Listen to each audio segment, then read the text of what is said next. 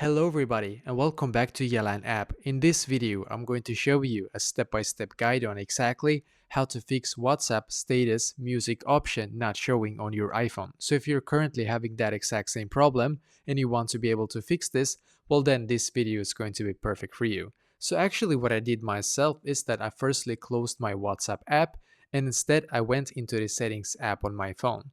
And now in my settings app, then what I did in here is that I just scrolled down and then I clicked on general in here. So I clicked on general, then I scrolled down in here and I clicked on iPhone storage as you can see.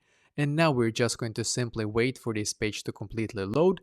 And as you can see now when it's done, we're just going to simply scroll up in here and then click on the search bar in the top as you can see. So click on the search bar, search for WhatsApp in here and just click on it.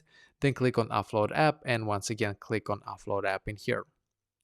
Then just wait and click on the blue button here once again. So basically by doing this right here, you're going to actually force your WhatsApp app to completely update to the latest version on your iPhone. So by doing this, you're going to also get all the new features that WhatsApp have.